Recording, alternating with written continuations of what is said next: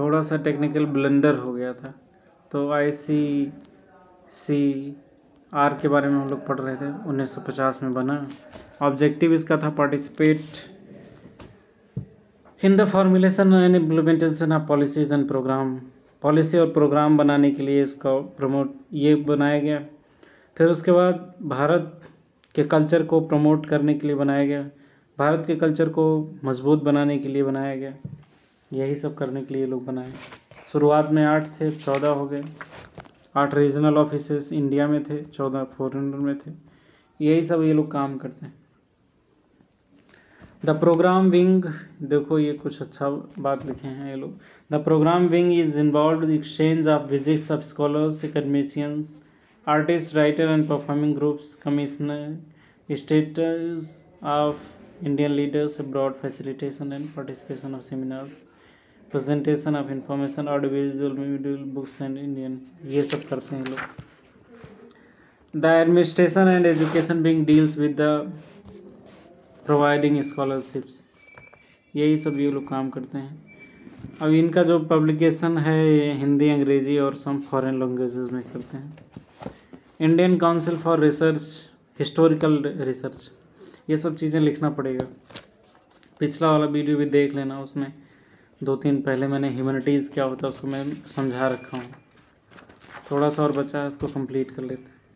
Indian council of historical research, ICHR, ये 1972 में government of India ने बनाया। क्यों? प्रमोट और सपोर्ट किस चीज़ के लिए? Historical research in the country, history में रिसर्च करने के लिए। ये promote the study of historical methods to the study social sciences and humanity to achieve the goal of interdisciplinary. ये सोशल साइंसेज और ह्यूमैनिटीज़ को अच्छे से पढ़ा जा सके, उसके बाद इंटरडिसिप्लिनरी अप्रोच को पढ़ा जा सके हिस्टोरिकल पर्सपेक्टिव में। हिस्ट्री बहुत ज़्यादा इम्पोर्टेंट है, बहुत ज़्यादा। और ये पब्लिकेशन भी 3 करते हैं, Indian history, allied disciplines, reference books और ये सब चीज़ें। अगला है Indian council of philosophical research, ICPR, Indian council for philosophical research. पहले हिस्ट्री वाला हो गया और फिर अभी फिलोसफिकल रिसर्च। सबसे पहला जो हम लोगों ने पढ़ा था वो था इंदिरा गांधी नेशनल आर्ट्स वाला। पहले हम लोगों ने आर्ट्स के बारे में पढ़ा, फिर उसके बाद हम लोगों ने मैन्यूस्क्रिप्ट्स के बारे में पढ़ा, फिर हम लोगों ने कल्चरल के बारे में पढ़ा, फिर हम लोगों ने हिस्ट्री के बारे में पढ़ा, फिर हम लोगों ने फिलॉसफी के बारे में पढ़ा, फिर म्यूज़ियम के बारे में पढ़ेंगे, आर्काइव्स के बारे में पढ़ेंगे, फॉरेन लैंग्वेजेस के बारे में पढ़ेंगे और इंडियन लैंग्वेजेस। बस ख़त्म, इतना है ह्यूमैनिटीज़ के बारे में, ये सब चीज़ें आती हैं। ICPR वाज इस्टेब्लिश्ड मार्च 1977। ये दोनों याद नहीं रखना। ये क्या करता है? प्रमोट करता है टीचिंग और रिसर्च को। किसमें? फिलॉसफी में।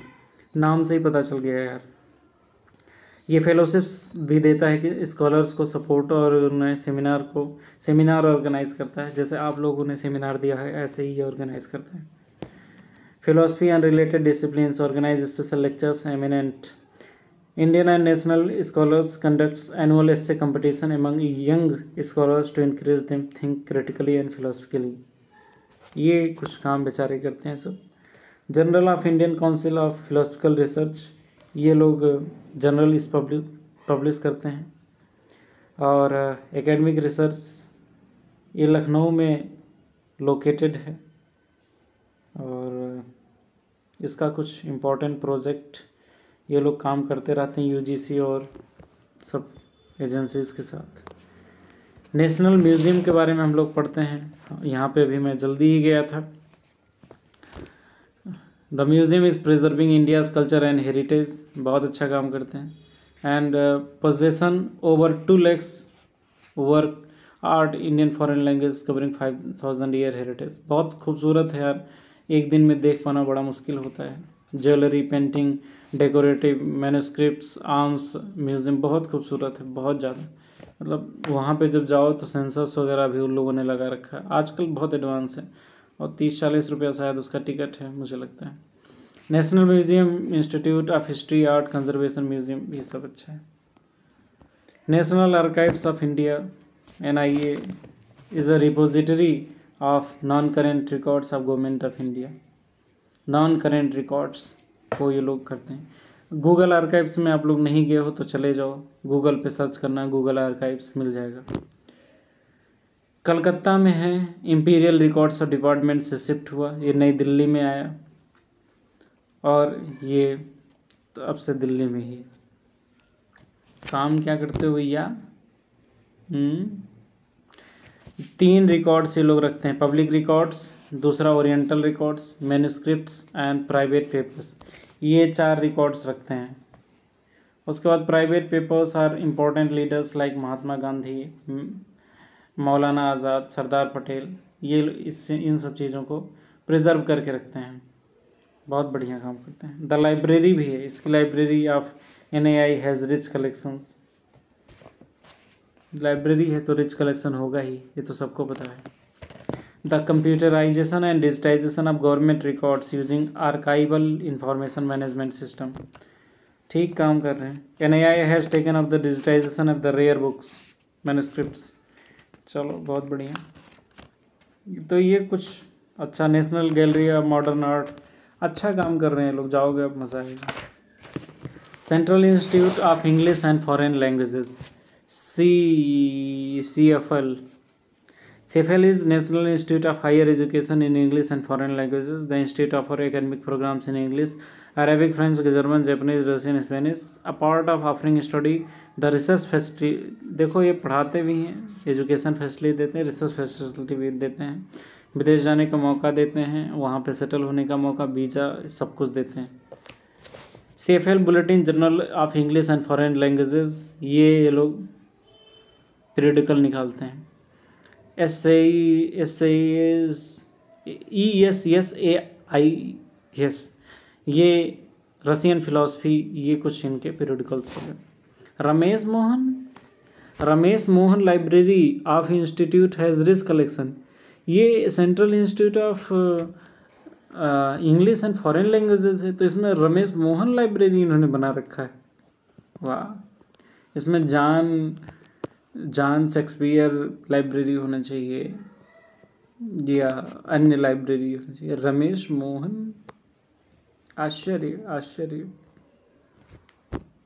Central institute of Indian languages, बहुत बड़ा काम किया इन्होंने कि इंडियन लैंग्वेजेस में सेंट्रल इंस्टीट्यूट बनाया। इन लोगों ने लड़ाई किया होगा तब इन लोगों ने बनाया होगा। The institute was established to coordinate the development of Indian languages, to bring about the essential unity of the Indian languages through scientific studies and promote interdisciplinary research and contribute towards mutual engagement। Bharat के भाषाओं के बारे में ज़्यादा लोग जाने और interdisciplinary research के लिए इन लोगों ने ये काम किया। एक बड़ा खूबसूरत इनिशिएटिव लिया गया था, मैंने सुना है कि पूरे भारत में जितनी भी भाषाएं हैं सबके जो कॉमन वर्ड्स हैं उसका कलेक्शन कर लिया जाए। जैसे मैंने पश्चिम बंगाल के एक व्यक्ति से बात किया तो वो जल बोलता है, पानी को जल बोलता है।